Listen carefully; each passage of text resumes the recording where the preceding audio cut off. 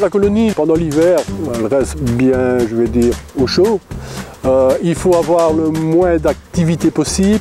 Il faut les déranger le moins possible pour que la grappe hiverne, je vais dire, d'une façon tranquille.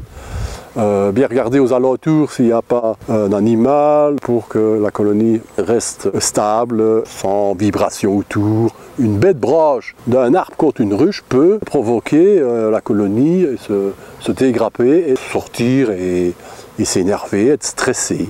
Donc le calme absolu dans une colonie en hiver. Quand la température sera un petit peu élevée, qui est à 16 degrés, on appelle ça des vols de propreté.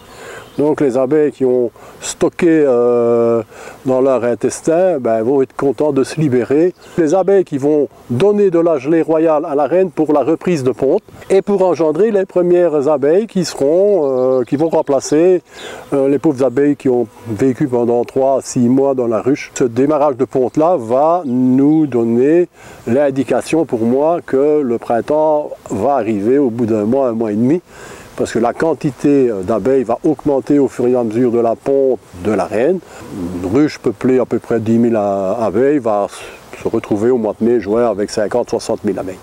Et la colonie va progresser, jusqu'au moment où l'apiculteur va déposer une hausse pour essayer de récupérer un peu du miel. Et à un moment, dans l'esprit de la colonie, la multiplication va être importante. Pourquoi? Il faut pérenniser. Donc on va à un moment se diviser. S'il n'y a pas d'intervention de l'apiculteur, un essaim va sortir avec la maman qui se trouve à l'intérieur de la ruche pour aller trouver un autre endroit.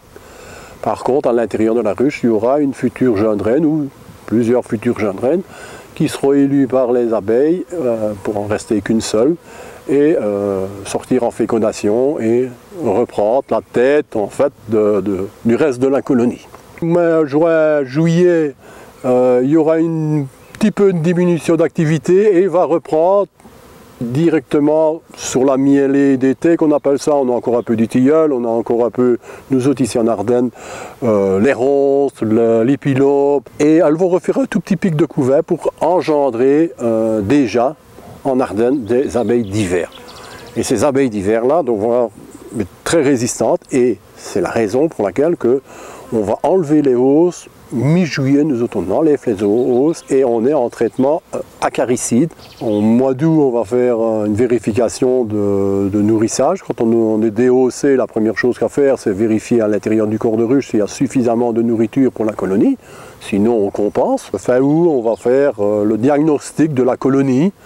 Voir s'il y a bien une reine, s'il y a du couvert, si on a suffisamment de nourriture et là dans la foulée, s'il n'y a pas, on va compenser par le miel. L'observation au niveau des acariens, je fais régulièrement des comptages pour voir si mes produits acaricides fonctionnent et de temps en temps je switch des acaricides pour voir s'il n'y a pas de la résistance. Mi-septembre, mes colonies sont en ordre pour passer l'hiver.